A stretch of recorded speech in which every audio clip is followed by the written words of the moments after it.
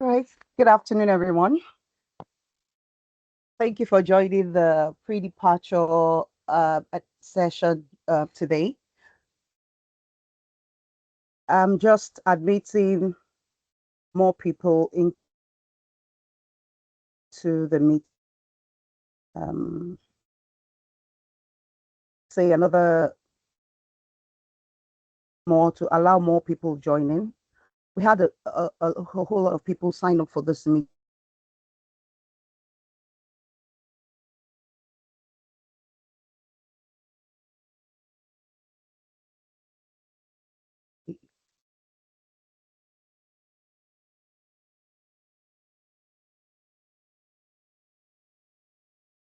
Okay.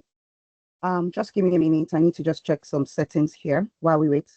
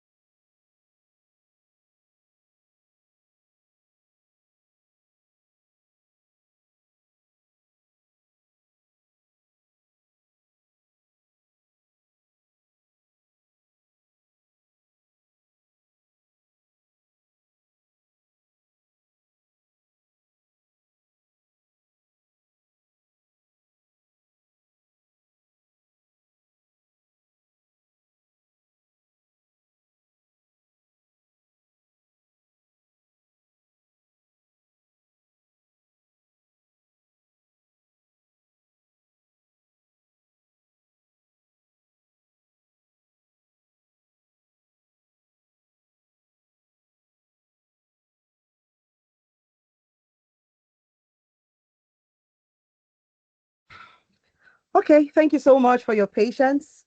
We just need to do a little housekeeping there. All right, welcome everyone. Thank you for joining us, and well done to all of you.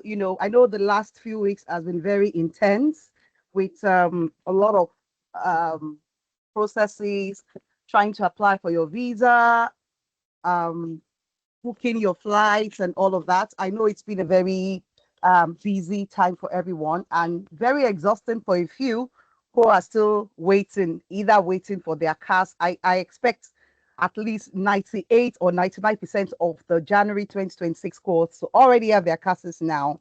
Um, Although someone called me just 15 minutes ago to talk about cars, and I just told the person I can't answer this query now. So anyway, but I think that most of us already are sorted out to a large extent, and the essence for this meeting is just to catch up on every other essential information that we might need to just empower us to prepare well. Like I always say, everybody's application journey is different.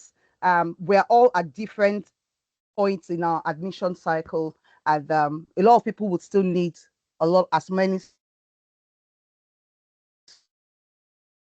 I'm not the only one here today. I have a number of my colleagues here, um, and I'm just going to introduce everyone, in no particular order. But I'm going to start from my line manager, my boss, Mr. Quentin Alberts. Is the regional manager Africa, and thank you for joining us today, Quentin. Do you want to say hello to the house, Quentin?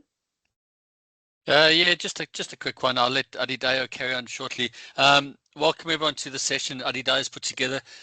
Please do, you can ask questions as we go along, but also just kind of be mindful that a lot of the things you might be asking will be covered by Adidayo as well.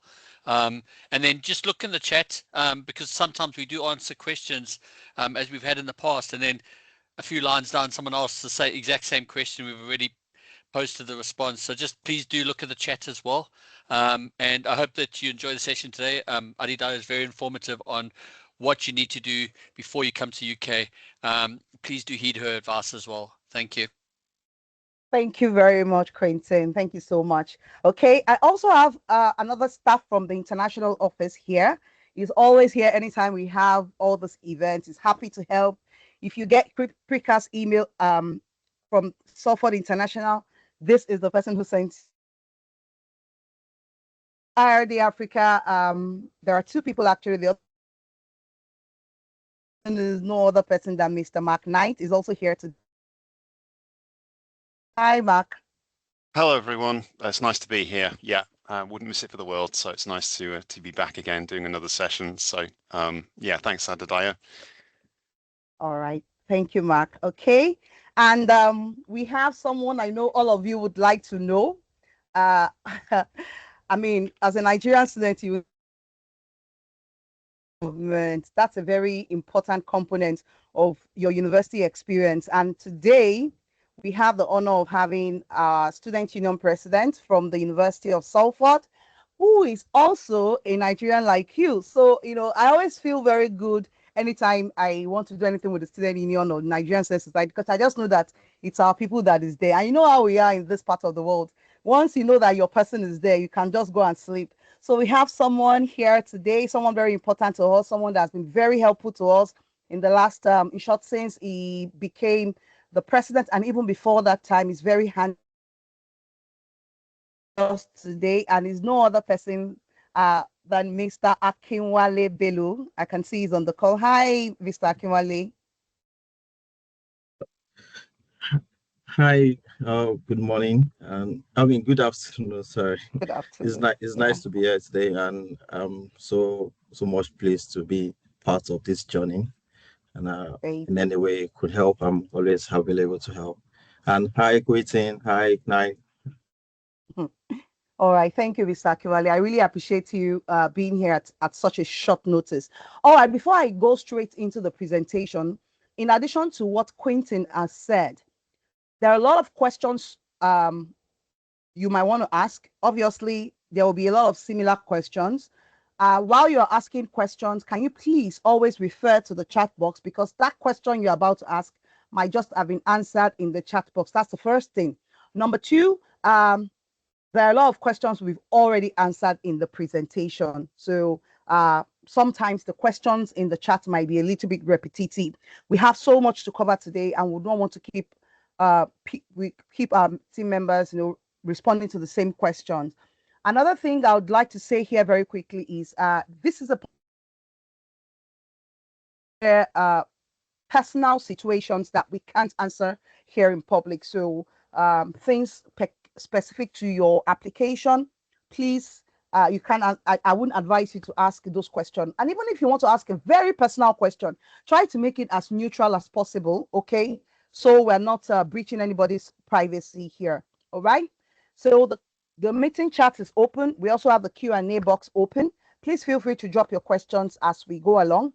Another tip would be, as I go through the slides, please feel free to take a screenshot of any information you think is very useful to you. As much as possible, we will share the recording of this video, but it might just take a while. So I would say, as much as possible, please take advantage of all the information we're sharing now, but we will try to make sure we share this recording as soon as possible. Maybe not immediately, but we would definitely share the information. Okay, can we please drop a message in the chat box if you can see my screen? Okay, let me be sure that we can also the screen.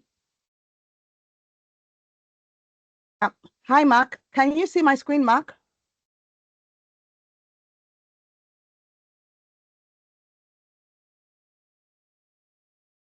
I'm not getting any feedback.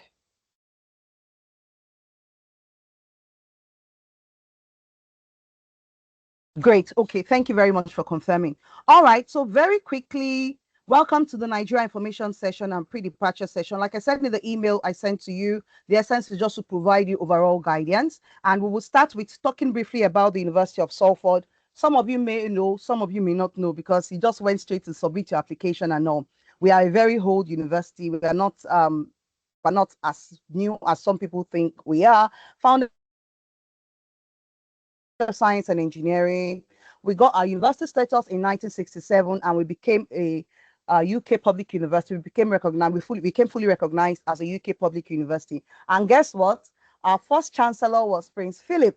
Okay, like you already know, we are located in the city of Salford, which is a part of Greater Manchester.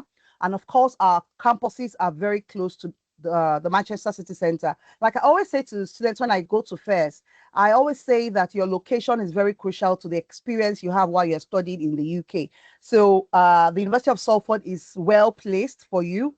You're close to a very industrial city that can even help you with transitioning seamlessly to industry after your studies. Okay, but it's not just the location that will do it all for you. There are other things we'll share here as well. Okay, and we have around 23,500 students on campus currently, and approximately 15% of our students are from outside the UK. So what does that mean? It means you would have a very good international mix of students from all over the world. One of the benefits of an international education is not just for you to have a foreign degree. It's also about the quality of the network you can garner from different parts of the world. Of course, all the relevant facilities are important to your academic success are all available on campus. And we are actually a leading university in Manchester. You know, in Manchester, there are a number of universities. So we have University of Salford and the rest, like my manager would like to say. Okay, one thing that really makes us outstanding at the University of Salford is that we are industry focused, and employability is a theme we focus a lot on. And that's why we're one of the first universities to introduce placements in our programs. You'll notice that a lot of our programs, especially in the Salford Business School and the School of Engineering, Science, Engineering and Environment, they have placement opportunities. Now, those placement years are not compulsory, but you can opt in for it once you're done with your coursework from the university. And of course, Salford has a very diverse student community. Like I said earlier, we have 15% of the students from all over the world. And one slogan we have at the University of Salford, and that's the promise we make to all our students, that you arrive as a student, leave as an expert, and become unstoppable when you study with us, because we give you more than a certificate. And that's a promise we intend to keep as you start this January 2026 intake. I'm just going to confirm, something just occurred to me now. I just want to confirm that this meeting is actually being recorded. Let me be sure. Especially for those that are not. Okay, great. It is being recorded. Great. All right. Moving on quickly to our next slide. Okay, so talking about our location, we have so many cities in the UK, so many popular cities in the UK, as opposed to what a lot of people think. They feel, oh, the UK is London. When people go to the UK, they say, I'm going to London. No, London is just one of the big cities in the UK. We have several big cities in the UK, and Manchester is one of the UK's one of UK's largest city. It's also one of the most popular student cities in Europe. We have a number of universities in the city of Manchester alone, and the current population of Manchester is about around 3 million people. And Manchester is a very old city and has a very old history, as old as 2000 years back. We're known for our industrial history, science and engineering. Like you remember, the University of Salford itself started as a college of science and engineering. So things like sports, music. I mean, I don't need to say so much about sports. You know that Manchester and sports are very synonymous. And I know that a lot of students are planning, once they arrive Salford, Manchester, they will be very, maybe, I think Trafford will be one of the location they would like to visit as soon as possible. Anyway, it's also a very friendly environment and a very affordable place to live. I mean, affordability is a factor students have to consider when choosing a study location. Of course, it has very easy access to the rest of the UK and the world, in short. So connecting Manchester is very easy for us in Nigeria. There's so many options. Depending on the flight you book, it's very easy to access Manchester. In Manchester, we have Manchester Airport as well, and that airport connects to literally everywhere from the world you might be coming from. And also, oh yeah, that's it about the location. Let's move on very quickly. Just so you know, beyond your own course of study, that the University of Salford has multiple schools. So I know some people have just been focused on, oh, this is a course I'm studying and all. But also understand that we have a lot of programs at the University of Salford. In case you have your family members, you might want to refer to us afterwards, okay?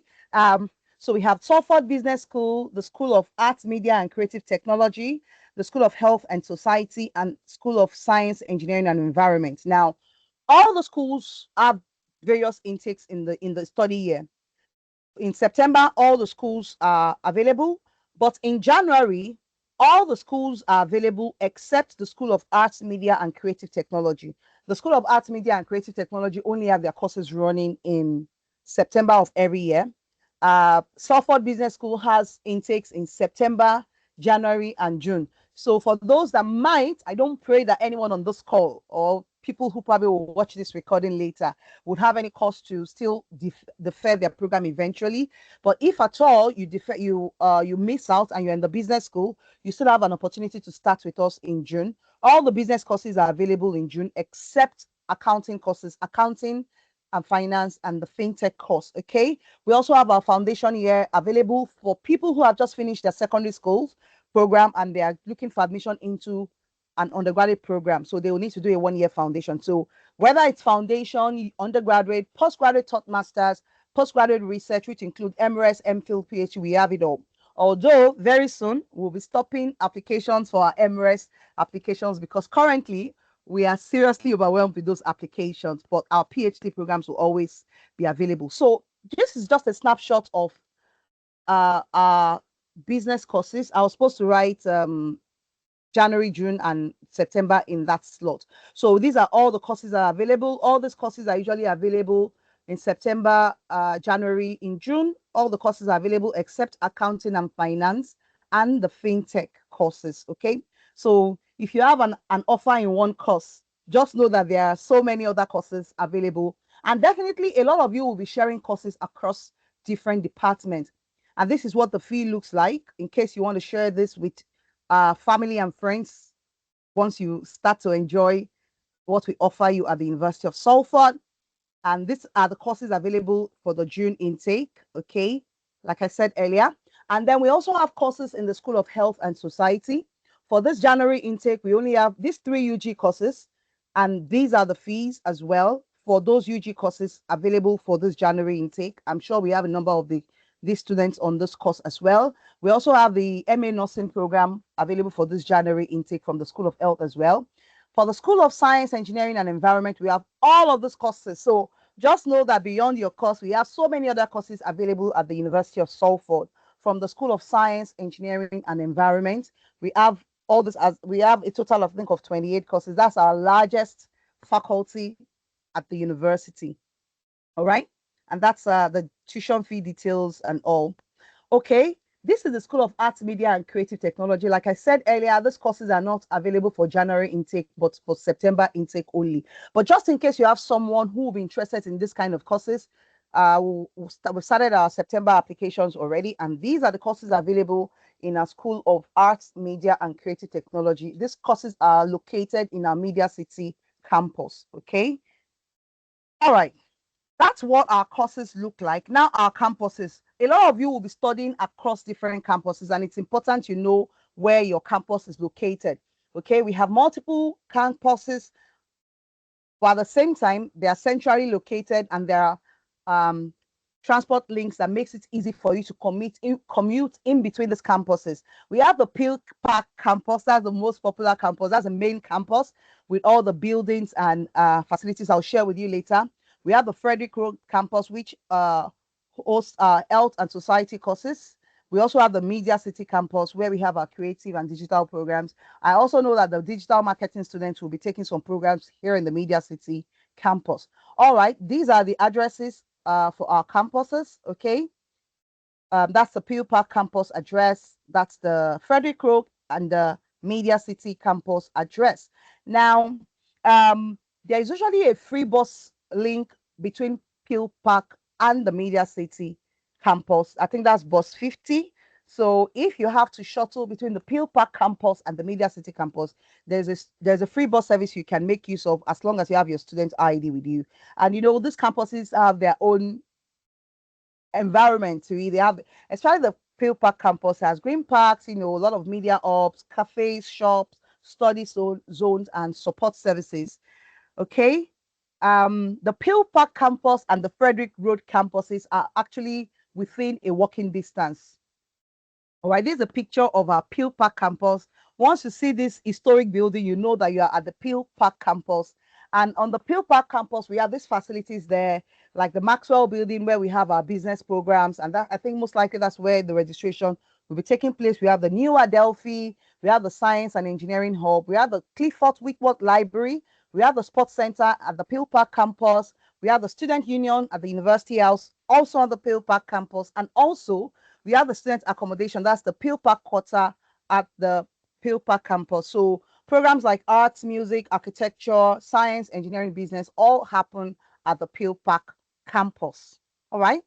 So now this also the Maxwell building. Once you see this picture, just know you are in front of the Maxwell building. For those who will be traveling soon, and some of you who already arrived in the UK, if you're already in Manchester, I'm sure you're already seeing all those buildings I'm talking about. Okay, that's another view of the Maxwell building. We have the Frederick Road campus. That campus is home to our health courses, and we have the Mirisico building, the Brian Black Church building, where we have a prosthetics and orthotics program. The Energy House, you can read about all the great things that we're doing in our Energy House. You can find that on the website. We have our psychology lab, and we have our Beehive studies place. Like I said earlier, the programs in the School of Health and Society happen here at the Frederick Road campus. Okay, like you'd see on that board there, those are all the facilities we have on the Frederick Road campus. And last but not the least is the Media City campus. And here we have, we're actually located in next to top industry standard studios like BBC, ITV, and the likes. People who studying at the Media City campus have access to all these facilities like the TV and radio studios, the digital performance lab, and of course, like I said, we're close to BBC and ITV. I think the digital marketing students will be taking some courses at the Media City campus. So we have courses like our film, TV, media, gaming, and journalism happening at the Media City campus. And Salford K is also very close to the Media City campus. All right. I'm just going to move on very quickly. All right. This is a beautiful view of what our Media City campus looks like. All right. And this is just a quick information about our location and how you can commute within all the locations we've just talked about. Like I said, we are at the heart of Manchester. We're just 2 kilometers away from Manchester. You can actually walk from the university to the city center, 20 minutes walk actually. And there are loads of train stations that can connect you to anywhere in Manchester. And Salford itself has its own train station, and it's called the Salford Crescent train station right on the campus, just next to the Peel Park campus. And it can take you to the heart of Manchester in just 10 minutes, okay? So that's let you know that we are centrally located and you have no issue connecting anywhere you want to go in Manchester or anywhere in the UK. All right, moving on quickly. These are the key dates for our January 2026 intake. Our induction week is happening between the 12th and 16th of January 2026. Classes, lectures start January 19th. And late arrivals, you need to contact your schools on a case-by-case basis to request your individual permission. We can't look away from the fact that some people have not even applied for their visa. I know some people will still have to wait for their CAS as at today. Some people have applied for visas and it's been way more than the standard turnaround time. They're still waiting. So we know that some people would eventually arrive late, but please ensure you contact your school and let them know your situation. I promise at some point this week, I'm going to send us different survey that we can complete so we can know where you are at the moment, if you've gotten your visa, if you are waiting your visa outcome, when you submitted and all that, so that we can know how we support you. Even though the university is closing tomorrow, and I'm also going on leave too, but I will be available skeletally, okay? But most importantly, understand where you are now in your admission journey and make sure you provide updates to your respective schools, and I'll share information very soon. Okay, I've had too many people ask me about induction week. In fact, someone asked me last week and said, is it really important for me to attend the induction week? I'm going to take you through the info I'll share with you. If you should be attending the induction week or not. Week. I mean, if you've not yet gotten your CAS by now, except by a stroke of miracle, or maybe you pay for super priority service and UKVI to be able to make it, and you're able to get a good ticket, okay, a flight ticket in a good time. Okay, one of the first reasons you should attend the induction week is one, to ensure smooth registration and compliance. There's a lot of things you need to complete within that week before your classes start. Your course registration, a lot of you have booked your check-in appointment. I know some people are struggling with booking the appointment.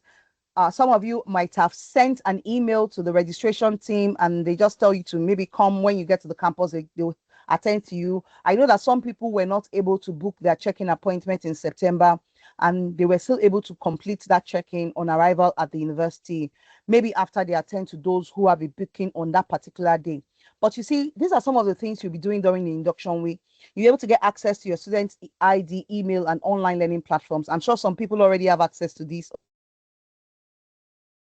Delay your access to classes and resources. That's number one thing. Number two, academic orientation. You see, during the induction week, different departments host different welcome events for different programs. And during that week, they share very key information that would help you settle fast and start your program very well. Okay, so they tell you things about your course structures and expectation, assessment methods and grading system. They tell you about academic integrity and the various study support services you have access to.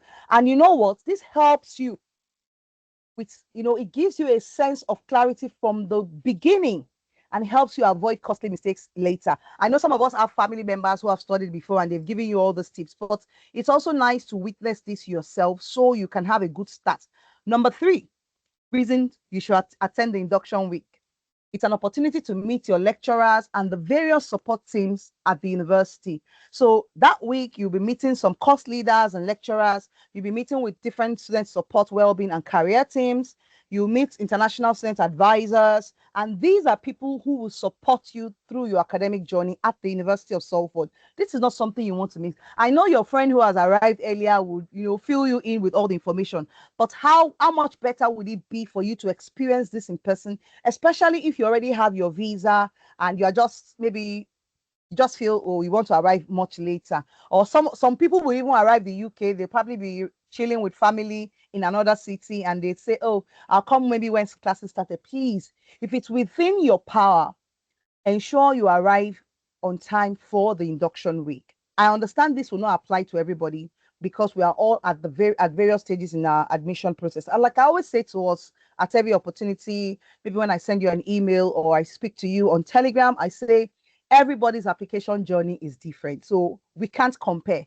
And sometimes some comparison or contrast we do doesn't just work because everybody's situation is different. Okay.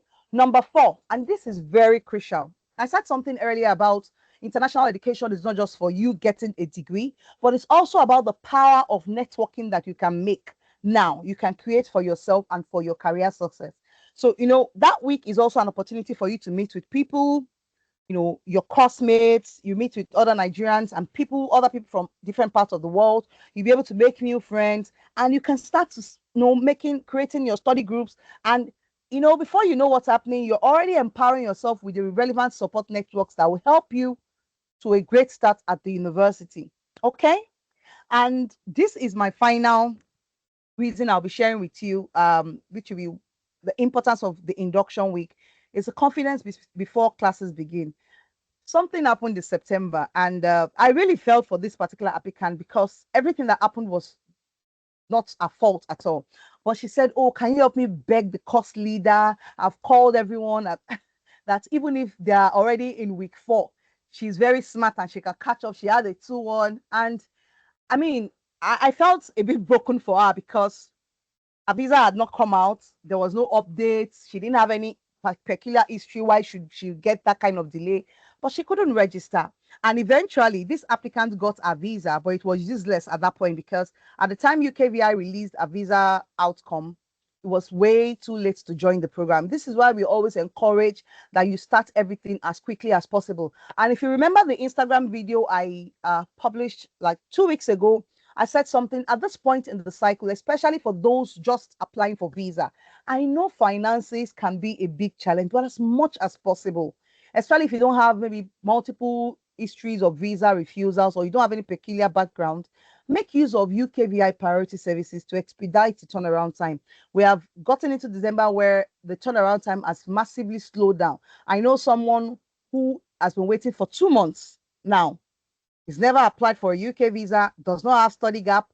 In fact, the person is a recent graduate. No reason to think the person has not been invited for credibility interview. They've not asked for further documents, just delay with no feedback. This person has wasted a lot of money calling. And I just told this person, I said, please stop calling. If you feel like you just want to suit your nerves and you want to do a follow-up, just send a paid email and leave it there. Because when you send a paid email, replies that come through that same email will be free. Okay. So confidence before your classes begin, like I said.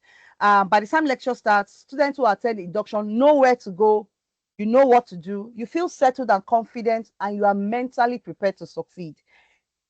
The process you have gone through applying for this course, getting your proof of funds, going through, some of you have to travel for your TB test, travel for your visa application appointment, and then getting to the UK so late. Sometimes you will just be so ruffled and you probably might not be doing your first coursework very well.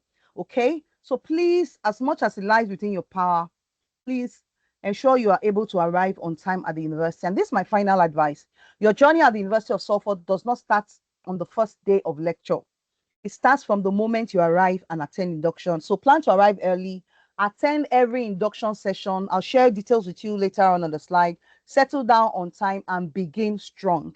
Okay. I hope all those points gives you additional reason to plan to attend the induction week and encourage your friends to do the same. All right. If you can take a screenshot of this link, this will give you more information about induction at the University of Salford. It will also give you induction schedules. So different schools have different induction activities for different programs. Okay, and we also have more information on the event hub. So on this event hub, you will see all the various activities happening during that induction week, and you can maximize that week if you're on campus. Okay. All right. Now, I said something earlier. I said, if you have any peculiar situation, please don't keep quiet. You are not disturbing anybody. Your multiple calls or emails, nobody is complaining about that. The worst thing you can do is just to keep quiet and say, oh, because I didn't have any update to share. If you are not getting feedback and you're already missing out something, that's an update you want to share with your school. And in this next slide, I'm sharing with you all the school contacts. This link actually takes you to a page on our website where you have all the contacts for the school. This is the contact for the business school. Like I said at the beginning of this presentation, the business school office is located in the Maxwell building, and you have their email address there, the phone number you can call if you think they're not responding to your emails, and the specific website for the university, for the School of Business, for the Salford Business School. Okay, School of Health and Society. I think I need to say something that is not on this slide. For students, you're no longer applicants. For students on programs from the school, you cannot be arriving late. Because I remember earlier this year when the directors and the dean visited Nigeria, one thing they said was, because we asked them, why is it that they're not flexible in giving people extended dates to arrive when they have issues with their visas and all? They said because for health students like nursing and the likes, your courses start immediately, and you have to also start your clinicals very soon. So once you have missed your courses and clinicals have started, they most likely will not be able to admit you on campus, you see. So please, if you have a program from the School of Health and Society, aim to arrive to university as early as possible, okay? And you have all their contact details there. And last but not the least, we have the School of Science, Engineering and Environment details here as well. I didn't include the details for the School of Arts, Media and Creative Technology because we don't have their programs available for this January intake. All right. These are additional useful links that you can check. The first one is the checklist for new students. So I see a lot of questions on the Telegram, people asking questions. Oh, what am I supposed to do when I get to campus? If you go through this link, you would have info on everything you need to do. One thing that I really appreciate our students doing is learning to read. Sometimes I send emails, and if you notice, most of the emails I send to you, they are usually very detailed. And the funny thing is, right after I send that email, I can get like 50 replies of people asking me the same questions that has been answered in that email.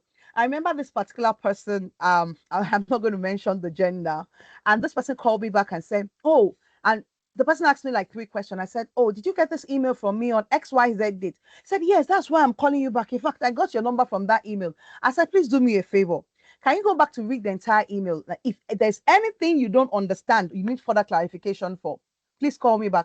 Of course, this person didn't call back because all the questions they were asking were already answered in the email. If you can take your time to read information, like in this chat now, we said earlier, please, before you ask your question, go through the chat to see the questions that have been answered so you don't have to repeat questions that have been earlier answered, okay? The power of reading will give you a lot of guidance and direction without you asking from anyone. So this links checklist for new students starting at Salford, you'll get loads of useful information there that'll help you settle quickly at the university. Now let's talk about student visa essentials. Of course, almost all, I have to be careful with that, saying that already have our CASs. If there are people who don't have their CASs, they'll be the very minority. Of course, if you have been issued a CAS, your proof of funds has been taken care of. However, like I said to you last week on the group, I said, even though the CAS team has issued your CAS based on the proof of funds you've submitted, double check with the current exchange rate as at the time you are applying for your visa that there's not been a huge fluctuations, making your bank statement borderline and all. Okay. Anyway, I think it will be too late to change anything now because if the university is going on break, everybody, including the finance team, the CAS team, will be on break too. But anyway, it's something worth looking at. Your TB test will already be sorted. If you have errors on your TB test certificate, it costs a little amount to get it amended at the TB test centers. Your visa applications forms has to be accurately completed, and please, your document upload is very important. I made an observation last week while I was reading through outstanding messages on the Telegram group, because every time I come to the group, I'd see like 1,500 messages, and I had to sit down and read every message just to have a feel of what's happening on the group. Someone said someone said they uploaded that document, but they found out that it was corrupt, or maybe the document didn't upload. And then you see, before you click on submit application, you see, it won't do you any harm to double check. In fact, when you upload a document, download it again to see if it's opening. That's how you know if it's already virus infected or not.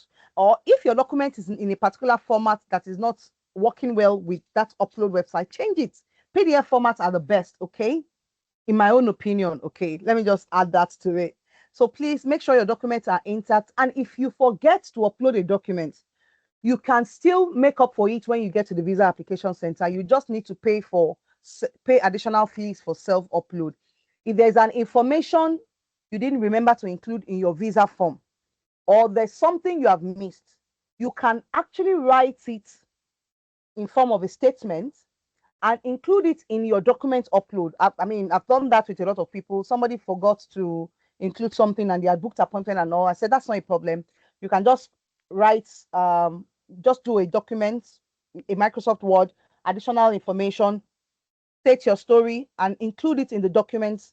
Put your details on that document, your GWF number and everything, so they can also treat that information alongside with your visa application. And of course, your biometric appointment at this time. If, for those of you just getting your CASs this week, please, when you are booking your appointments and you don't get an early date, it is not that time you want to practice economics and say, oh, the next date available is in 2 weeks' time. No. If you have to get an earlier date, get it, pay for prime time appointment, FlexiDime. If you pay for these services, I can't remember on top of my head, you can check on the VFS Global website. You would see how much these services cost. With these services, you get appointments within a couple of days and you can keep your visa application going. There's going to be a public holiday on Christmas Day, on Boxing Day, and on the 1st of January. I don't know if they'll be working half day on the 24th and on the 31st. I've not seen that information on their website, but just take note that these holidays will impact on their service time. And of course, it will also impact on the UKVI turnaround time. Whenever you are following up your visa application, please remember UKVI is counting working days and not just days. And working days includes Monday to Friday. So if you tell me, oh, I submitted my visa application on the 1st of December, you start counting from the next working day. If you submitted on a Friday, you don't start counting your 15 working days from Saturday. No, you start to count from Monday, Tuesday, Wednesday, like that. And if there's any public holiday in between, you have to skip and then keep counting. I think I attended to 3 people yesterday who were complaining, oh, my visa is already late. And I asked, when did you submit? Is it past 15 working days already? And by the time we counted together, they were just on their 12th or 13th day. I know some people got their visa, though, miraculously in 2 days, 3 days, 4 days, and you think that, oh, why is yours taking longer? Everybody's visa application is different. You didn't graduate the same year, you don't have the same background, you don't have the same immigration history, you're not the same people. So sometimes you might be lucky to get the same outcome your friend got, and it may not be. All right. And for those applying late, as much as possible, if you can, make sure you use super priority services or priority service. But let me say, if you are someone who has had multiple visa refusals, especially within the last 2 years, I don't think you should make use of priority services, because sometimes they want to interview you, and then you get that email saying not straightforward application. They need more time to process your application, and your £500 is gone. If you think you are in this particular situation, you have not applied for your visa, you can get in touch tomorrow, not today, because we'll probably finish this program around 4. It's already late at the time. You can get in touch for us to have a quick discussion. All right. I've talked about visa delays, not straightforward application emails from UKVI. Sometimes when you get not straightforward application, it might be that they are verifying a particular document and the issuing organization for that document has not yet responded. This could include your bank statement. It could be your degree certificate, your employer, your reference letters, whatever. Additional documents requested. Sometimes the UKVI sends you email to send additional documents. Now, You have to look at your situation and your story and provide relevant documents. I know it's okay to ask people, what document did you submit for your employment or for this, but you need to understand your own story and look at what resonates with your situation and submit. Sometimes it might be the same document your friend submitted. It might be that in your own case, you need an additional document to make sure your story is consistent. Now, UKVI credibility interviews, I cannot overemphasize the importance of this aspect of visa application. We've seen that UKVI has decided that more and more they will be interviewing people, and I feel very bad for some visa refusals. I see some people who are putting their best, but you see the refusals and they say, oh, you didn't answer the question well, your answer was generic, or they didn't do enough research, or maybe the person couldn't answer question on the modules or their career plans after study. Honestly, if you have not listened to the voice note I dropped on the Telegram group last week, please, and you have not yet applied for your visa, or you are waiting your credibility interview, or your visa is being delayed and you don't know if they're going to schedule you, please go and listen to those voice notes and also watch that YouTube video as well. By the time you are able to answer those questions confidently, not answering with robotic responses you get from Google search or from AI tools. Even if you use those tools to get your answers, own it, make it yours. Let those answers reflect your personal ambitions and goals. Don't just, I saw a visa refusal on Friday and I told the person, I said, I won't lie to you. This question you goofed. The way you answer this question, because they put the transcript of that person's response. I said, the way you answer this question, even if I'm UKVI, I'm convinced that this person just copied and pasted the response on their just copied and pasted and there are a lot of things they look at during your credibility interview. They're looking at your poise, your posture, they're looking at your English language proficiency. Sometimes they ask you so many questions just to see how you sound. And like I said in that voice note, I said sometimes record yourself and listen to how you sound. If they have scheduled you for an interview on maybe Google Meet or Zoom or Teams, download that app before that time, test the app and see how you appear on that app. We always have internet issues in Nigeria. At least have 1 or 2 internet backup. If you have to borrow somebody's modem, Airtel, MTN, whatever, Fiber One, Spectranet, make sure you have additional internet. Excuse should not be, oh, the internet was bad, so the visa officer did not hear what I'm saying. Someone was lamenting on Friday, the visa officer did not give me the opportunity to answer the question. I said, are you sure it was not that you were hanging, your network was freezing, and maybe the person didn't even hear what you were saying? So please, and also make sure that your environment is well lighted. Now, for visa refusals due to credibility interviews, please note, University of Salford will not reissue a new CAS for this type of refusal. If you still get a refusal for, oh, your funds are insufficient or some other reasons, or you didn't submit your birth certificate because you used your parents, those ones are still lesser. They're not as heavy. But see, when it comes to credibility interview refusal, the UKVI is literally saying you are not a genuine student. It's a big deal.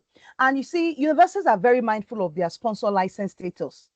For every visa refusal a university gets, it's a minus. So they get a minus on their sponsor license status points. So you see why a lot of universities are always very reluctant reissuing CASs. And that's why we can't overemphasize the importance of adequate preparation for your UKVI credibility interviews. Visa refusals, please, if you get one, check in with the compliance team and the CAS team for further advice. And please, if you get a visa refusal due to credibility interviews, you will need to do an administrative review, admin review, before we can issue you a new CAS. And you know that during an admin review, you can't include a new document, you can't include new information. You can only do that admin review within a set time. If you read that refusal notes, they'll tell you you need to do your admin review if you want to within, I think, 28 days or so. But if your situation gets to the point where you need to ask for a request, please check the terms and conditions. Example, if you are asking for a refund after you got a refusal because of a fraudulent document, we would not be refunding your deposit. Okay, and so many other situations like that. All right, I believe I've tried to explain this as much as I can. If you have any question, please let us know. Travel and arrival. I believe that those who have gotten their visas have booked their flights already, as much as possible, try to book with the airline. I know some people would need the assistance of agents. Fine. If you're going to use some agents to complete this this service, make sure they are verifiable agents and avoid scammers.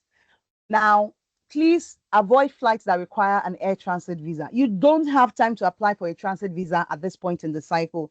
And if you have mistakenly booked a flight that requires a transit visa, my advice would be for you to initiate a refund process and go and look for another money to book for the flight that will allow you travel as normal. I'll share those airlines with you shortly.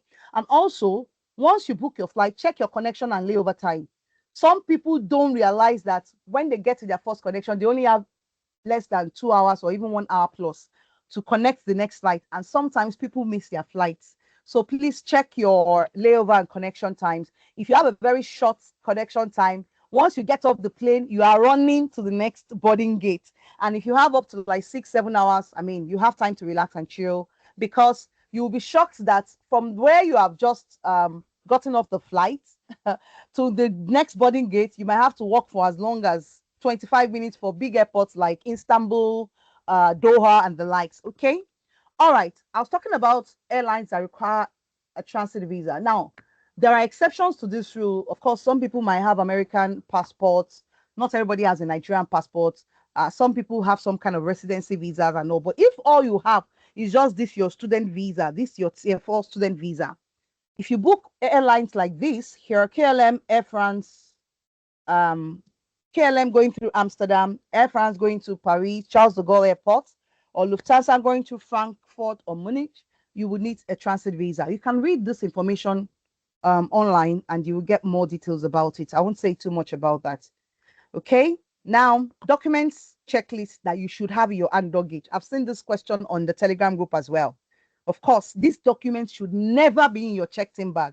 They should be in your carry-on luggage, okay? I know some guys don't like to carry anything. Just please, even if you don't like to carry anything, have these essential documents with you. Your passport. Of course, you should have linked your e-visa. I know some people are having difficulty linking their e-visa. Maybe on the group, we can do a quick call where we can get someone who has completed that process to show other people. I'll be able to confirm that to you later. Your CAS should be with you.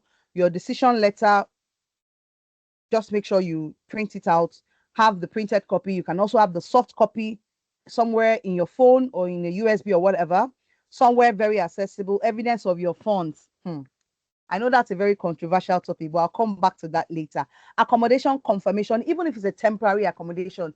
I said to people, you can't arrive in a new country and tell yourself that it's where you get there. You at least have an idea of the options available to you before you travel. Okay. And I'm going to share a lot of information with you soon. And your travel itinerary and boarding pass. When you get your flight ticket, itinerary, that's where you see over flights and things like that. Okay. Essential documents in your carry-on luggage. Border officers may ask to see this at the controversies around, should I have my financial documents when traveling? Well, if you ask Adedayo, I'm not speaking as a university staff. If you ask, with the way things have changed in the last 1 year, I mean, in September, for example, students were accosted at the airport in Nigeria and they were asking them for their proof of funds and all of that. To everybody's shock, nobody expected that. A few people were asked those, a very few number were asked those questions at the point of entry in the UK. Now, because it happened to one person doesn't mean it will become a rule for everyone. But you see, because you like, it is better to err on the side of caution. I would now, but I highly recommend that as much as possible, have copies of this. And you see, sometimes even when you have the copy, they can ask you to open your bank app. I have at least 4 students in September who were asked to open their bank app at the point of entry in the UK. Not even in Nigeria. In Nigeria, a lot of them were asked to show their bank statement, to show their balances in their bank app and stuff. So I know this will spark some controversy, but please do what works for you. But I would advise you err on the side of caution. Okay. So all those documents, essential medication, and clothes, because some of you, unfortunately, your luggage may not arrive. I'm not saying this is the rule again. Sometimes people have that unfortunate situation where their luggage does not arrive. So those few things you put in your hand luggage will be things that you can then use to take care of yourself until that is sorted. At least you should have some UK currency with you. Preferably pounds, but if it's USD, you can change at the airport. And if possible, also get a card enabled for international transaction. I know people already have cards like Monzo and the likes, but if you don't, a USD card from Nigeria would work well. If you speak with your bank, they will tell you what options are available. Make sure you travel with your phone charger and adapter. A particular student that had a problem at the point of entry in September needed to show them some information from his phone, but imagine the phone was dead. So please, I know someone will say, oh, should I carry a power bank? The UK always have like 247. While you're traveling, you might need something to just power maybe your phones or your devices for those short period of travel, because you never know. Sometimes at the airport, you might not find where to charge your phone sometimes. So plan for that as well, especially if you're going to have long layovers. All right. Things you need to do when you arrive in the UK. Of course, you'll go through immigration and passport controls, and they'll ask you questions at the immigration. Questions about your costs, your funds, like I said earlier, accommodation. They expect you to answer these questions clearly. Sometimes you might need to complete your landing card if provided before you get to the queue. Okay, of course, afterwards, you collect your luggage from the baggage carousel. I hope nobody's luggage gets missing. Please note, if you're arriving I think at Manchester Airport, you need a pound coin to be able to get the trolley. You would really need, especially if you have multiple bags, you will need a trolley. And if you don't have a £1 coin, it might be a little bit difficult for you to pay for the trolley at Manchester Airport. And of course, you can travel to your accommodation either to train, bus, or a taxi. Okay, if you don't have too many baggages or so, you can still use the train. But if you feel it's not comfortable for you, you can take a taxi. It's about £35. Okay, now back to a very popular question, accommodation. University, Mr. Akinwale is here. He was going to give us feedback on some of this much later once I invite him to come speak to us. But let me just talk about what university accommodation looks like, which a lot of us might not be able to get anymore. We have the Peel Park Quarter, we have the John Lester and Eddie Coleman Court. The Peel Park Quarter is mainly for the undergraduate students. They also use the other accommodation, but for postgraduate students mainly, it's either the John Lester or Eddie Coleman Court. I don't know if there are still accommodation available. Maybe when you arrive, you can check in and ask questions. Okay. And also, there are other accommodation options that you can consider. Not everybody will be able to stay in university accommodation. Some would have to make use of private rented accommodation, and that could be house shares, apartments, or flats. And these have different facilities. They come at different costs, whether for single occupants or for couples or for maybe one or two group of friends that might want to share. And depending on the location in the city, the price will vary between maybe 550 to 800 pounds per month, depending. Some of this might be bill inclusive or not, but I would say cut your clothes according to your size or according to your material. Okay, apartments can be a bit more expensive, but when you take an apartment, you can share with multiple people. Maybe you guys take a 3-bedroom apartment and you can share with, amongst three. You can share the bill amongst 3 people, and that kind of reduces the cost of accommodation. But please, I would not advise anyone to pay for an apartment in absentia, except you have a very trusted or strong connection in the UK, because it's always best to view the facility before you make any financial commitment. Is very, very important. Now, these are websites where you can look for accommodation. Again, let us read. If you take your time, take a screenshot of this. This information is also on our accommodation website, but some people might have not seen this information. Take your time to check this website one after the other. You will be able to get, at least you can start the process. And if they ask you questions, you can just show, you can sound like you know what you're doing, or show them an evidence of something you've booked for on any of these platforms. Okay. And if you're looking for a place you want to stay for a short time, maybe for like a week or couple of days, you can use Airbnb UK, you can use Homestays or booking.com to book short-term or temporary accommodation for yourself. So essential tips, please be vigilant. You must book a viewing before you financially commit to your accommodation, please read your contract. It is very important. If there's anything you don't want to read, at the point you are committing to your accommodation, ensure you read your contract and know your do's and don'ts. Make sure you understand the cancellation policy. Prepare to pay a deposit. In the UK, when you take an apartment, you have to pay a deposit. The amount varies. Some people might charge you half of your rent or even the rent for the first month as deposit. And also, you need to arrange for a guarantor. Most UK landlords will ask you to provide a guarantor before they rent the building, the facility to you. Okay. Now, living in the UK, this is at the point where I'd like to call on Mr. Akinwale Bello.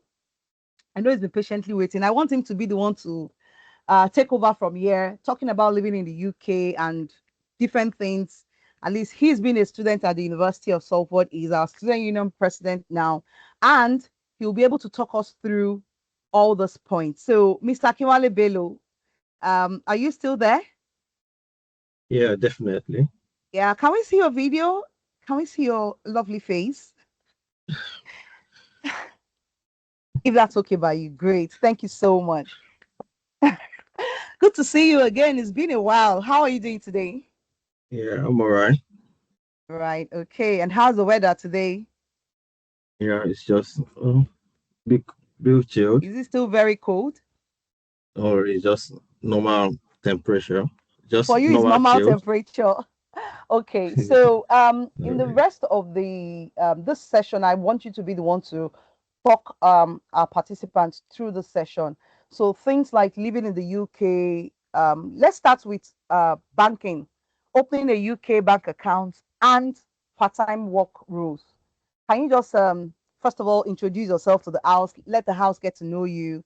What program did you study at the University of Salford? When did you finish? And your journey at Salford. Can you just take us through that the next 2 minutes before you start to talk about those points? Thank you very much.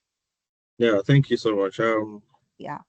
My name is Akinwale Bello, and I happen to start with the University of Salford. That was late 2023. I came in for project management in construction. Mm-hmm. So in School of C, School of, so, and after that, after the coursework, I was able to gain a placement with one of the construction companies in Manchester. So I've had 9 months placement as an assistant project manager with MRI. There's one hospital project, so that's what we did for 9 months. So after that, I came back to the university to finish up my course.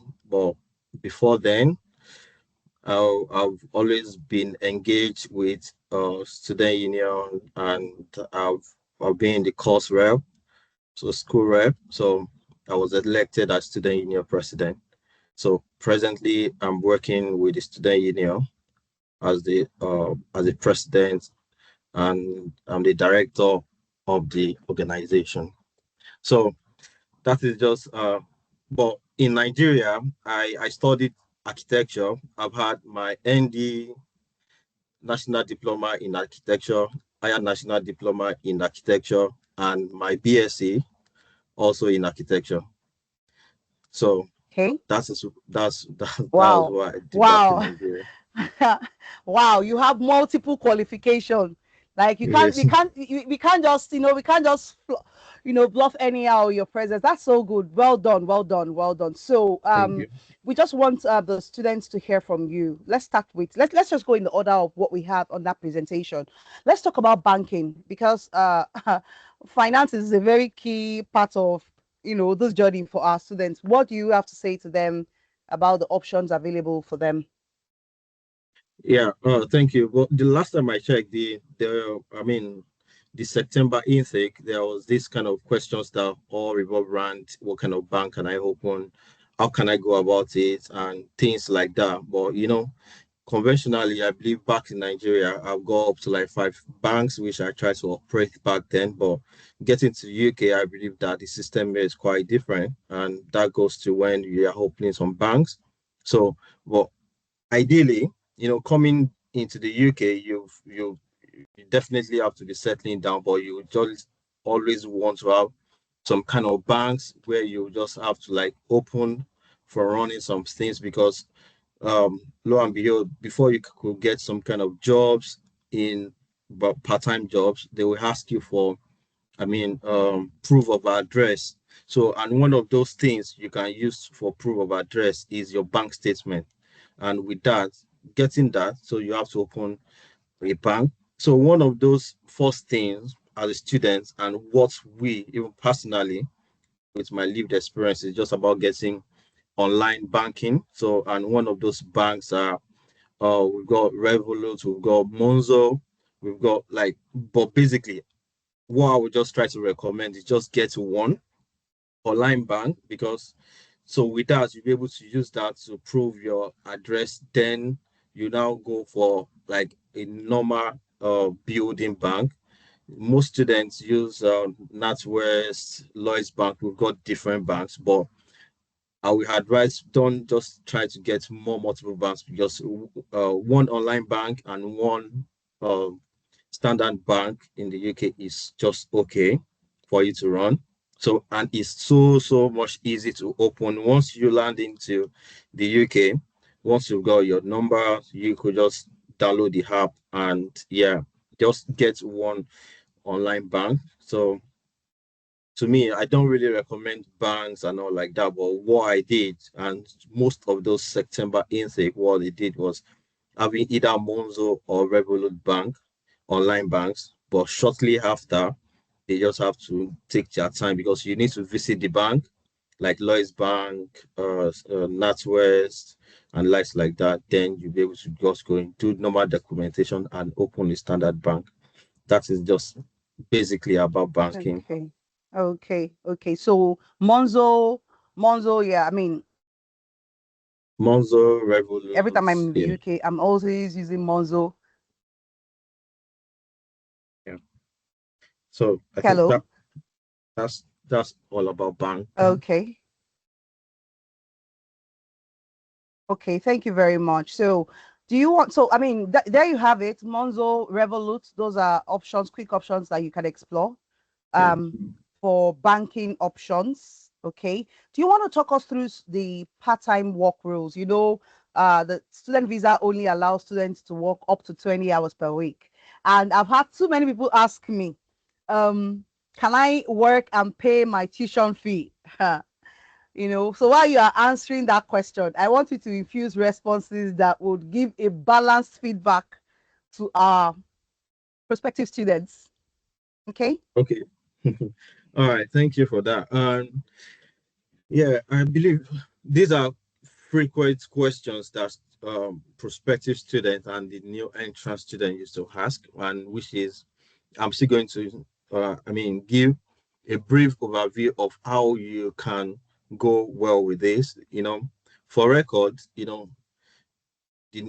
we as student and as an international student have to strictly adhere to our visa conditions, because some we you can't work more than 20 hours during term time, and during vacations. Like now, most of those September intake, they are looking for, where they can have a whole lot of shifts and works to do during this vacation period. So most of them, they are working back to back just to cover some things. Although the University of Salford has been a very good university that is giving the students a very flexible way of payment of their kind of tuition balance. Because last week I had a meeting with the income treasury and all, because I totally understand how we Nigerians are feeling back home, how the exchange rate and all like that will be affecting, I mean, the our currency. So an email was sent to all Nigerians on campus, basically all the African students, and giving them reassurance that they are so much aware about how the currency fluctuations rather, and how it is just affecting the payment of the tuition balance. So the University of Suffolk is so much keen into our well-being, and how they can easily support with the flexible payment options. So now, going back to the how we can get a part-time jobs and how we can use that to support ourselves, be it our, I mean, cost of living, paying our tuition balance and accommodation and feeding, all those kind of things all rally up in one thing. So yes, there's loads of different options, different ways you can get that sorted. I was in a particular discussion yesterday when one of those September intake was having a discussion with people about how he eventually got the jobs that he was doing, that he was able to meet up with those payments. See, I understand how we are back home. Some of us, we are bank managers, some are big project managers and nights like that in Nigeria. But coming to the UK, we have to first understand the concept behind where we are coming from. Try to study your environment. There's no job. As a student, we don't have much to kind of like, oh, I don't want to do this. The first thing we just have to do is there are loads of part-time jobs, most especially in Manchester. It now depends on how we can present ourselves. The first thing we just have to do is try to get your CV sorted out because, and obviously, most of these employers understand the fact that we are students. Most of us does not really have the experience in UK. So with that, the part-time jobs we're gonna get is loads from cleaning and different ones. To be honest, we've got a lot here. So and as you rightly asked, the jobs you will definitely get in once you come in will be much more okay for you to cater for yourself and to cater for to cater for everything you might just have to do, to be honest. So now, how can I? The question now is, how can I get this job? If I'm right, right? So, is that the Yeah, so the question is, what tips would you give to our okay? students about getting part-time job? Already they have restrictions around the jobs they can do. They can only work 20 hours. But I also wanted to respond to people who ask questions about working to pay their tuition fee. I, by default, so let me just say my own response. I usually say, I don't think you should plan to pay your tuition fee largely from the part-time the the revenue you get from your part-time job, because your main goal is to study. But we have a lot of people in this situation. That is what they plan to do. But I want you to maybe give one or two advice in that regard.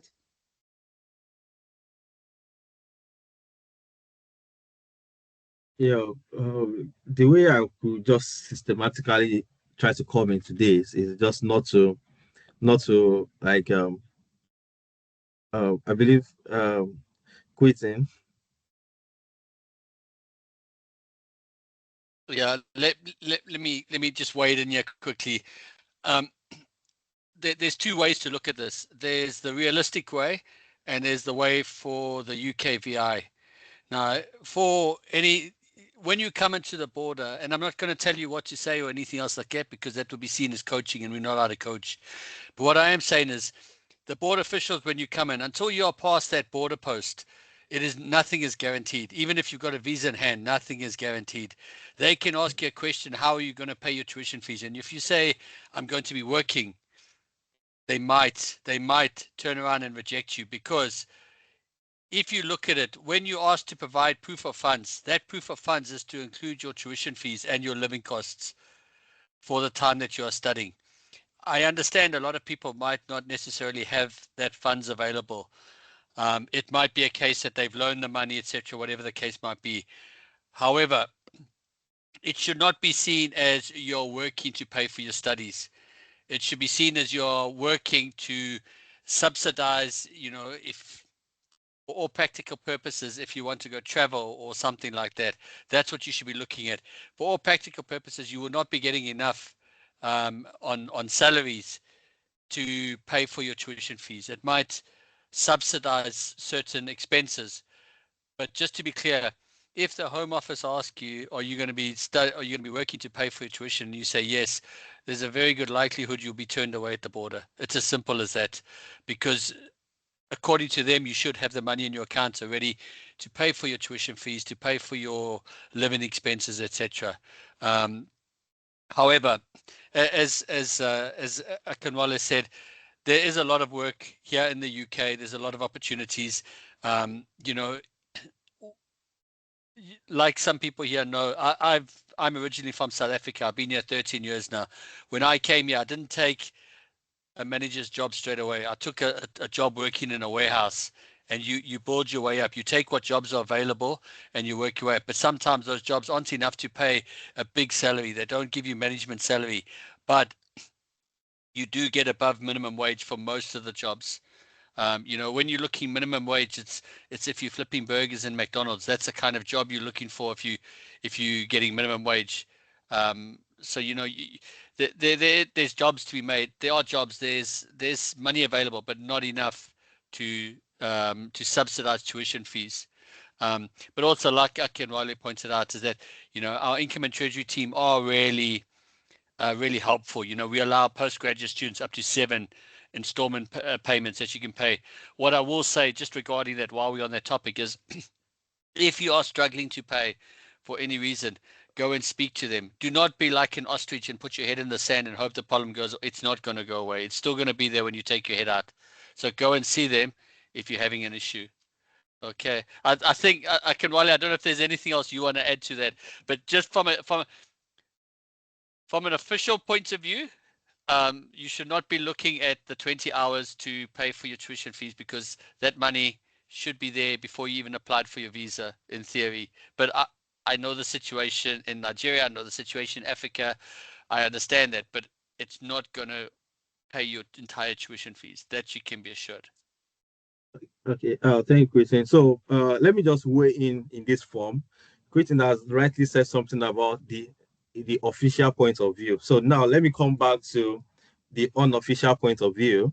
In a way, I will try to like kind of advise a prospective student on how to go about this. So let me put myself as yeah, as a lived experience. You know, when I got into the UK, you know, I came in with this kind of mentality. Yeah, I'm a project manager. I'm an architect. I can do this. I've got loads of money back in Nigeria. But the first couple of days that I spent in the UK after the conversion rate, I realized that, oh man, there's no way I can go far if I don't really know what I'm doing.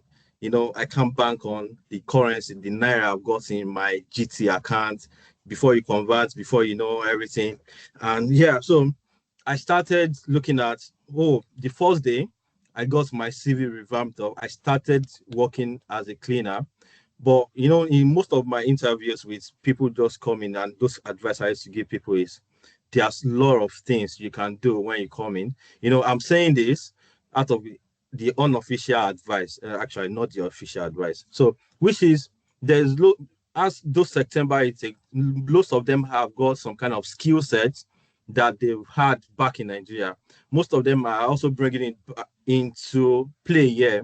You know, when you've got your friends and family, there's a community. Like for instance, we've got so many societies here whereby you have people of different likes mind, and with that, you know, there are some services you render to people, and you are being just given stipend, so some kind of honorarium. Providing a service to your fellow people. Those are part of little ways you could try to get this kind of support.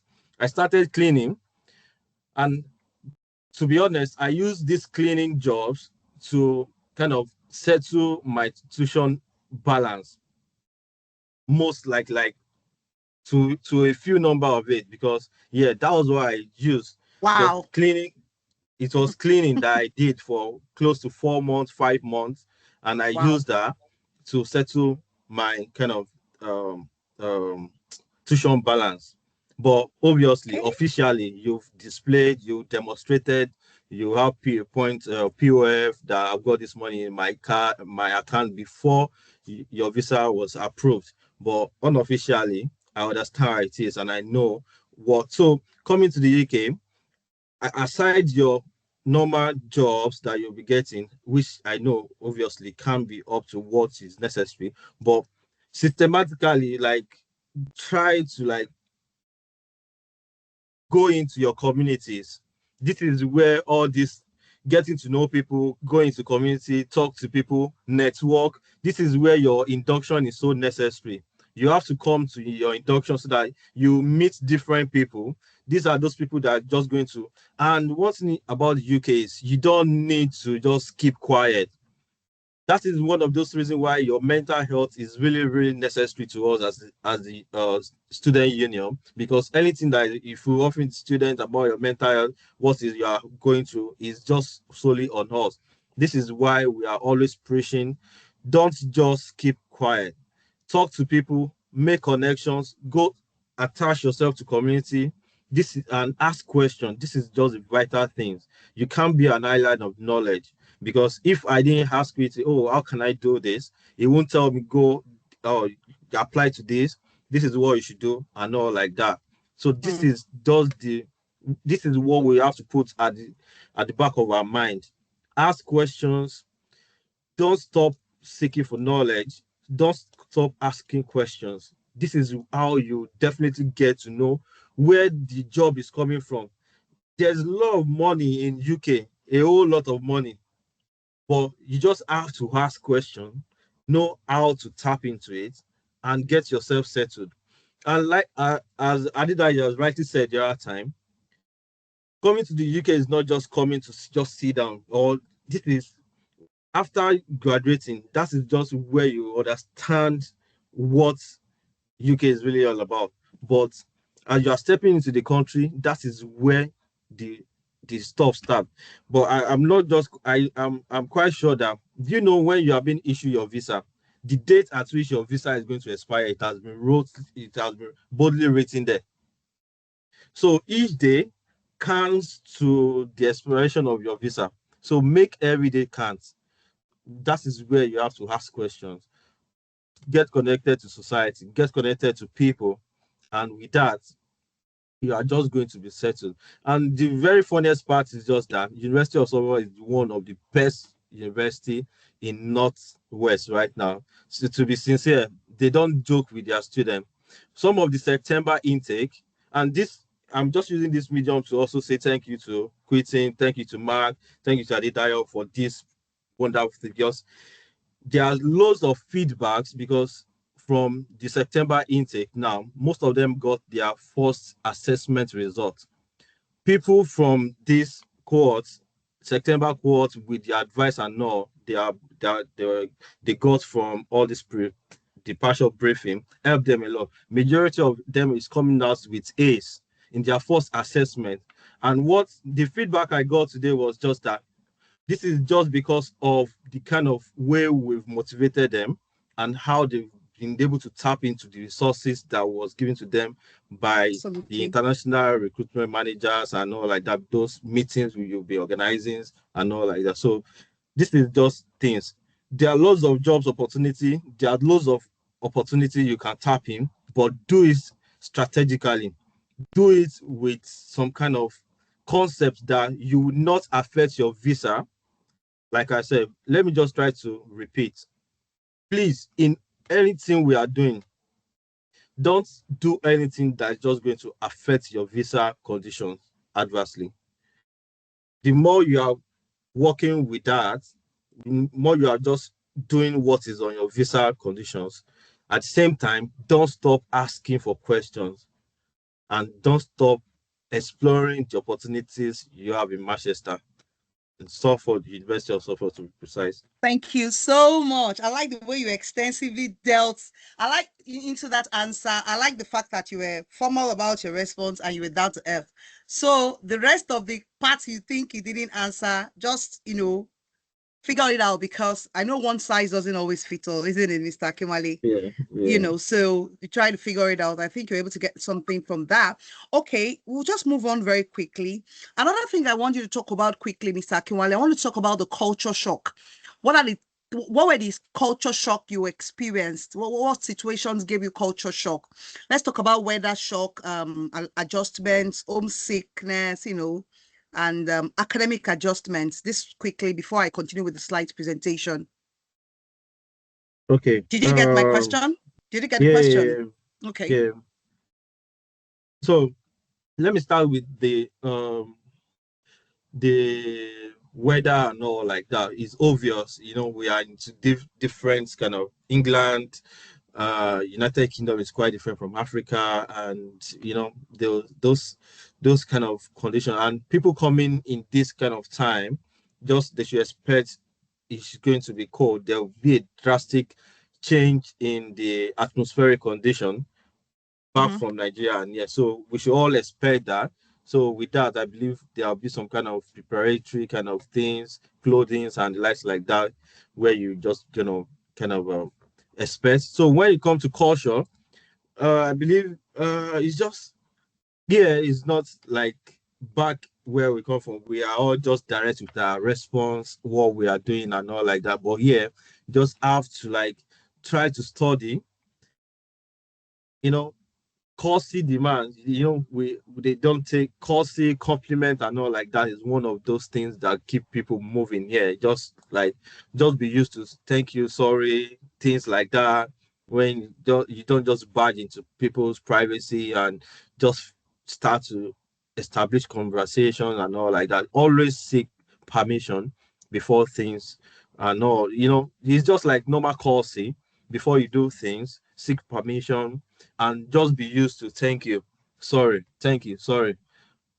Simple. It's just normal things you just Yeah, have to do. So that's regular just the normal courtesy. culture. But back in we are this ginger kind of person, like very active. But yeah, you have to be so calm, easygoing. Just know that.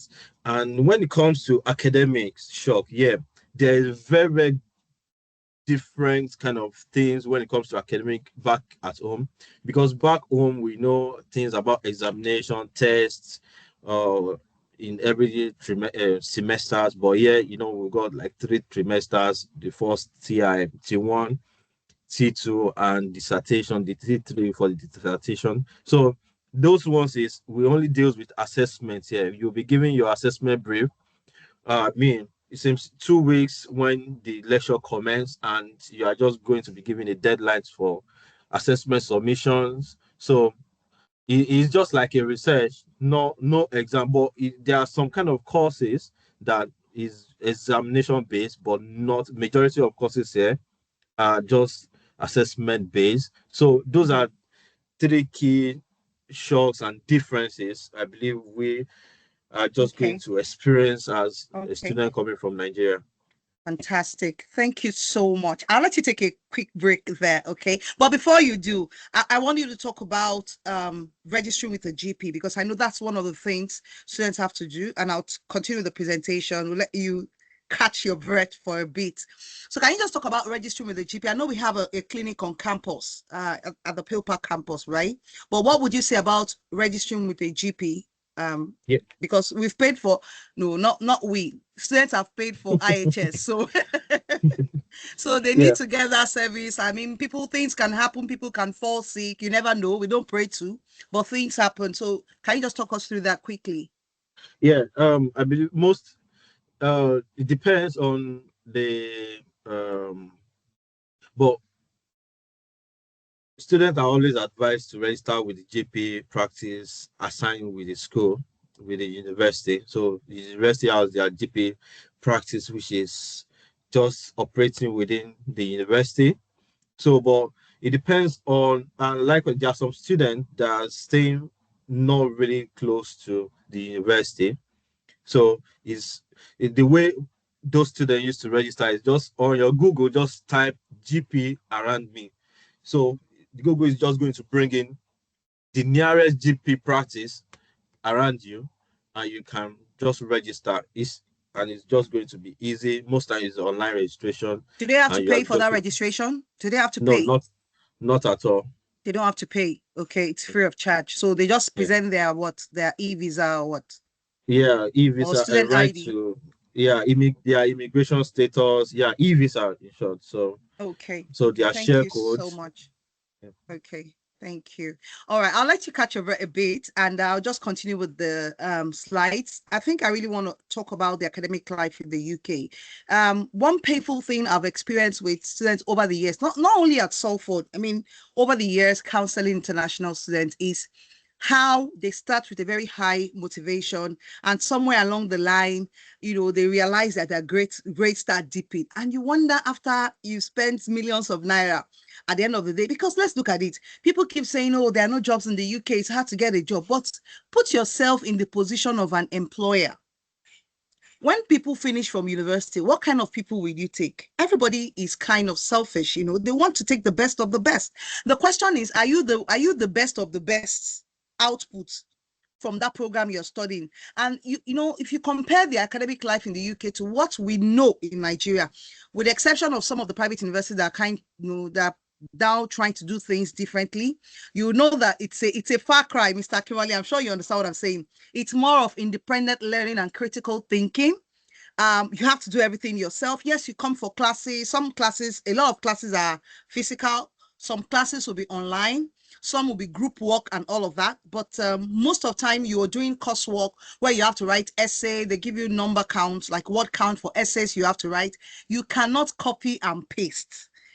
Okay, because it is not just a rule that you cannot copy and paste. It is an academic offense that is punishable. Mr. Akinwale, am I right? Yeah. Thank It's you. just You literally, academic misconduct. thank you. You literally face a panel for, and I know we're in the age of, so many tools that can help us get along with this, but please, coursework, the programs are coursework focused.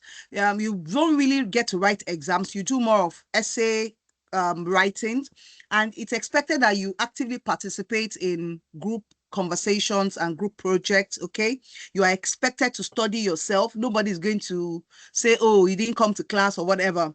Academic integrity and plagiarism is something you need to be aware of, and referencing and meeting deadlines is another thing. So yes, you want to work and make your money and hustle, but remember that your number one priority, the reason you're in the UK, is to study, and that goal must be achieved. Using the library and so many learning supports in the university will help you with this and all the other support services available in the university, which you will get to know during the induction week. Okay, now I want to talk about I think we've literally talked about everything here. We've talked about how you meet people from all over the world. You have to be self-reliant and disciplined. Okay, Mr. Akinwale wants to say something. Mr. Akinwale.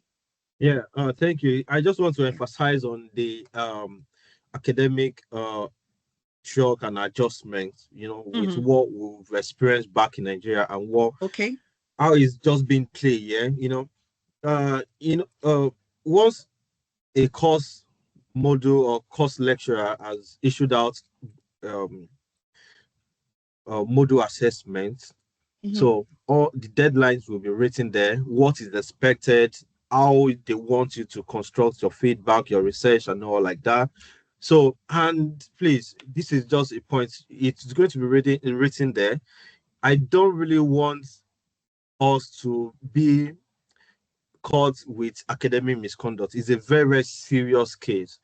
Sometimes it's always imparting the visa, because if you are being caught for academic misconduct, you can't get your score with your colleagues. You have to be going for panels, and obviously it's going to take time before you can meet up. So, and if you submit a minute late to the time, because it's most times always 4 p.m., you can still submit, but your score will be capped at 50. So if you submit probably 3 days or 5 days, it's just going to be counted as no submission.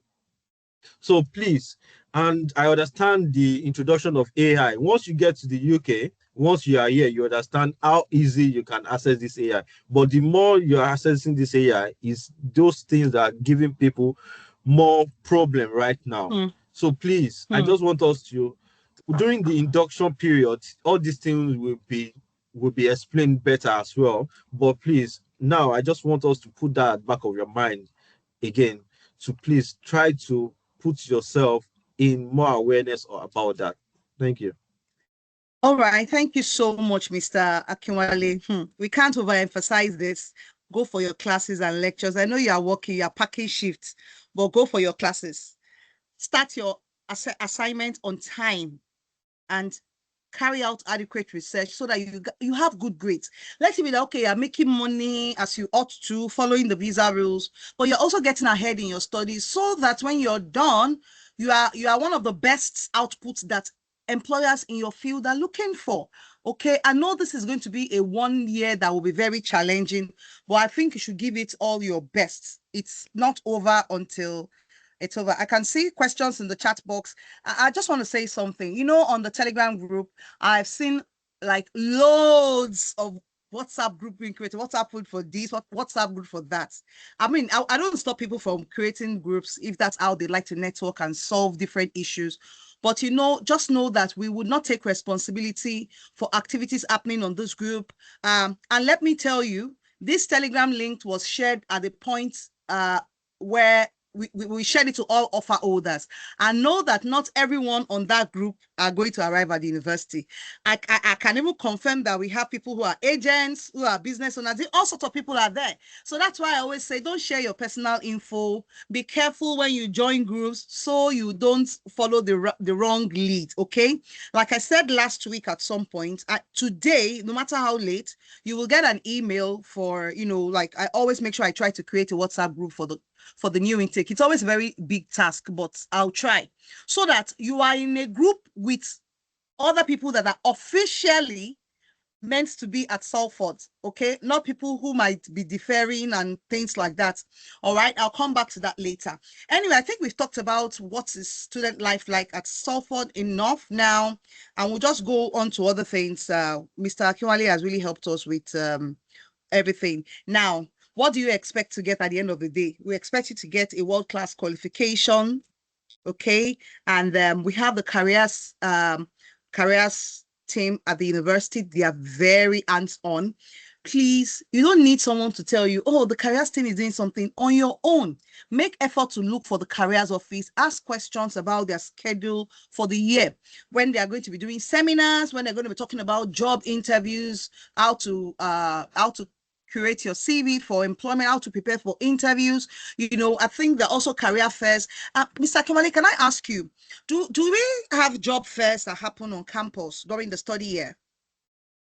Oh, yes, please. We've got Okay. different ones. All schools have got their career fairs dates because all Okay. schools used to have career fairs. So with that, students used to meet potential employers. So, like for instance, myself, I got my placement back then through career fair in the university. And at the same time, we've got Uniterms. Uniterms is a sector in the university that provides students with part-time jobs. So with that, you will definitely get jobs offered from Uniterms, part-time jobs. They are always posting every time. So, and yeah, all schools also have career fairs basically in every trimester for all schools. Okay. All right. All right. Thank you very much. I'm just reading the messages at the same time, just looking through because I want us to wrap up very quickly. I'm seeing questions about the Telegram group link. I don't know if, thank you, Quentin, for posting the Unitemp link. You can explore that link and see everything the University of Salford Unitemps do. Some people working right now actually work with Unitems. They got their job through Unitems, okay? Obviously, Unitems can't service everybody in this intake, but at least give it your best while you also look for other opportunities elsewhere. Also try to, while you're looking for those short-term jobs to up your cost of living and all, I would also say if you have a course that you are very particular about your career path, if you get internship opportunities if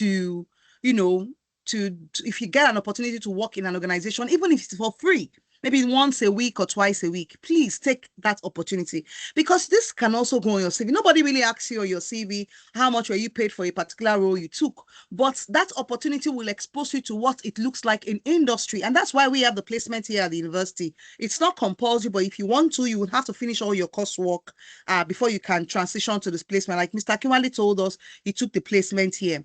All right, don't only look for jobs that will just give you money to sort out your responsibilities. Also look for opportunities where you would learn about the course you are studying. You can have a practical exposure. Mr. Kimwale, you were raising your hand. You want to say something? You raise your hands. Oh, sorry, Okay. that was previously. Okay. All right. So take up opportunities for work experience. And of course, you can consider staying on a graduate work visa afterwards. Update your CV regularly. Keep a log of all the skills you acquire as you work. And that's why I just said to you, I mean, you can look for all those short-term jobs, maybe cleaning jobs, warehouse jobs, and all those survival jobs. But as much as possible, look for jobs, even if they will not pay you, jobs that will help you grow your skills, that will be relevant to your career path. Okay. And you can update that on your CV regularly. And then you see, you start preparing you for your graduate visa, not when you graduate, but now, because people start to think about their graduate visa 2 months to the end of their visa expiration, and they start running helter skelter. Start thinking about it. If you are the one that knows that, oh, you don't have enough funding, start saving now, especially if you don't get a skilled job by the time you graduate. Okay, so you're not in a position where you are now in a limbo. You are thinking, oh, maybe should I go and do PhD? My visa is about to expire. Start to plan everything from now. Okay. And finally, remember that not all benefits, I think I've emphasized this through taking internship opportunity, not all benefits are financial. Some are related to work. Okay. I think we've tried to cover as much as we can. And let me just emphasize some key changes to UK graduate visa. I know a lot of people have asked questions about, some people even say, oh, they've cancelled the graduate visa. No, the graduate visa is still in place. But you know, the UK governments, this particular governments, have been looking for opportunities to review, they want to actually minimize immigrants number. Okay, and they're looking for different ways to do it because of the high influx that's happened to the UK in the last 3-4 years. Now, from January 1st, 2027, the graduate visa length has been shortened. It used to be 2 years, that's 24 months. But now, for bachelor's and master's graduates, from the 1st of January 2027, bachelor's and master's graduates will now only have 1.5 years. That's 18 months for their graduate visa. I mean, it's still something, but the PhD students, the doctoral students, still remains 3 years. It's unchanged. Sorry for that typo there. And this only applies to application made on or after January 2027. So I believe that this will catch up with this course, Mr. Kewali. Am I correct? It definitely will, yeah? Except yeah, I think it will, because you can't apply for your postgraduate visa until you get that clearance from the university that you are done. They've reported it to the UKVI. Am I correct? Yeah, that's the trend. Yeah. Good. All right. So just have this at the back of your mind, but it's not all sad news. Loads of information with you today. I mean, I will make sure I upload this on the YouTube page so that you can watch over and over again. And we'll make sure we see, we are trying to create a community. This is a conversation Mr. Kinwale and I have been talking about. It's not just about January 2026. We're trying to create a very healthy Nigeria community, even of people who've graduated years back. There are people who have finished a long time ago that would be of help to people either coming now or who are going to come in the future, but we'll let you know at that time. But it's not all sad news. The UK is still a fantastic place to be, but we are saying while you are trying to walk, because some people, I know somebody told me last week, and I appreciate the person's vulnerability. Said, look, Miss Adedayo, I know, yeah, this is what I studied, this I want to study, but you see, the person said it to me in Pidgin, and I just smiled. I just want to go also for UK. The kind of visa that has brought you to the UK is a visa that requires you to study and graduate successfully. And your university must report on the UKVI website or report to UKVI that you have finished your program, you have graduated. I hope none of us would have to retake papers and all. And then the future, the world is your, the sky is your starting point even. Okay. So I don't know if there are still any questions that has not been answered, but I can see that colleagues have been answering questions. How can you stay connected with other Nigerian students? We have the Nigerian Student Society. I wish the president was here with us today for the Nigerian Student Society, but at some point I'll introduce him to us on the exclusive group that will be created this week. And we're going to get an email, if not this evening, tomorrow you will get an email on the official WhatsApp group for this intake, and you can relax because you know that everybody on that group are actually Salford students. Of course, we will need a copy of your visa and all, and the email will carry specific instruction that you need to follow, and you'll be added to the group easily. Please, again, let us always read our emails when we get them. Of course, I've shared the Telegram group again link here, but some people are saying the link is expired. Don't worry, I'll send us an email all right after this meeting with the Telegram group link, okay? And that should work well. Also, like I've said in several emails, please follow me on Instagram. There are a lot of updates I'll be sharing as well on all the social media platforms. Also, the university has other contact details. We have the Salford International Office. All of us here today, Mr. Mark Knight, Mr. Quintin Abbott, and Hi Adedayo, we are all staff from the International Office. That's the International Office email address. Although during the holidays, there'll be nobody to attend to you, but that's the International Office email address. Of course, that's the university website. That's the International Office Instagram page. You need to spend time on that Instagram page as well. There's so many videos. We have our social media influencers sharing different tips about how you can thrive at Salford. Also, the YouTube page for Salford Uni has lots of information that you'll find useful, and of course the Facebook page as well. All right. So as much as I would say any questions, I think we've been answering all the questions.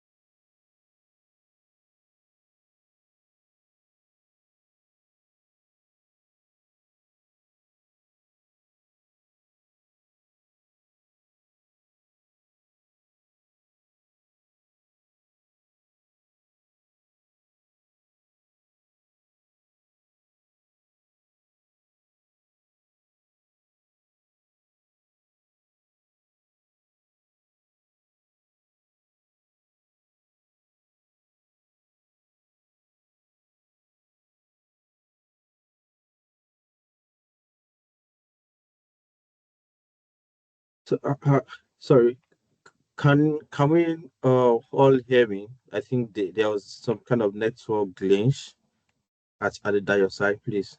If you can hear me, can you just type it on the chat?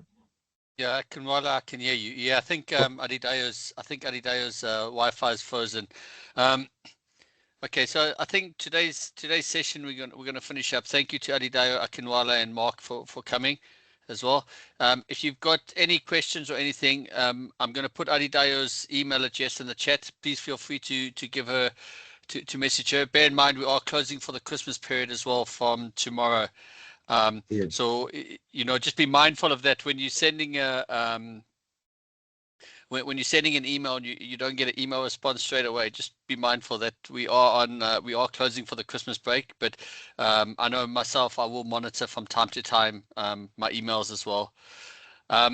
Just Yeah. to close off, if you just be mindful of things that we've said about, when you're coming into the border and things like that. There are obviously, like I've mentioned earlier on, you can get stopped at any time at the border by one of the border officials that might ask you for your bank statement, that might ask you for your documents, your certificates, etc. And as Adidayo said, I know a lot of people don't like carrying documents in their hand luggage or whatever.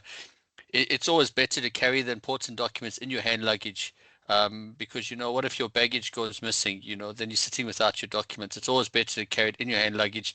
You have it to hand if you do happen to get stopped by the border officials. Someone also mentioned that they came in and their passport wasn't stamped. If you're coming in on an e-visa, then sometimes they don't stamp your passport. It's just one of those things. Okay, but just keep your flight ticket and everything to hand, so you've got it as proof that you entered the country, etc. Akinwale, you got your hand up? Oh yeah. I just want to also give some kind of outreach for those people coming in, that I understand that most of the staffs and they will be on their breaks for now. So, but we from the student union perspective, we are always open for any help, most especially during your coming in during this festive period. So in case you might need any help or some kind of advice, support, because we've got connected with different emergency housing and likewise emergency transportation you need someone you could just try to opt into. I'll just drop the contact details on my email as well in case you will need a very quick catch up. And likewise, there's a particular group as well, but it's not yet functionable as such. Next tomorrow is just going to, but we will just want to be sure of the people we are going to get admitted into those groups. So I will as well post the link, but you have to be a bona fide student before you'll be admitted into that. Because this year, September, I just need to put this straight up to all the students. Please, as you are coming into the UK, those people that have been here before you, they understand the vulnerability. They will get to understand the vulnerability about because you don't really know what it is yet. Please don't share your personal information with anyone, most especially when it comes to financial transactions and all like that.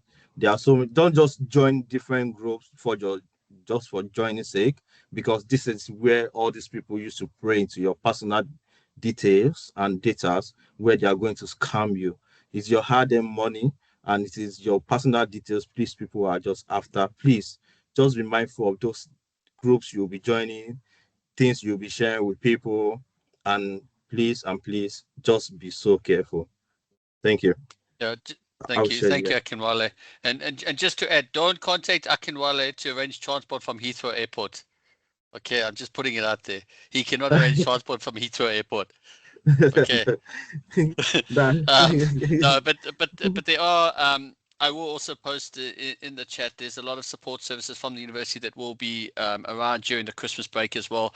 Although we might not be around 24/7, there will be support services should you require it.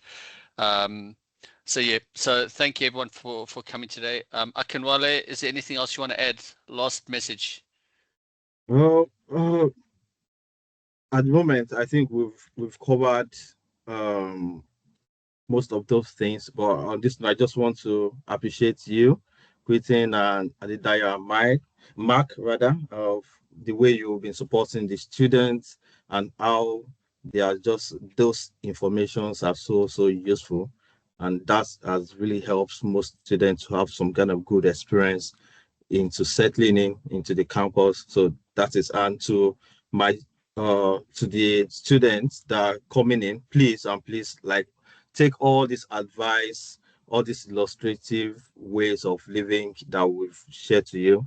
And I just hope and I pray we all have a very good experience in the university. And I hope to see you anytime you see me on campus. I'll definitely be on campus. I'll be in my office, and just please feel free, get in contact, let's connect and let's build this community together.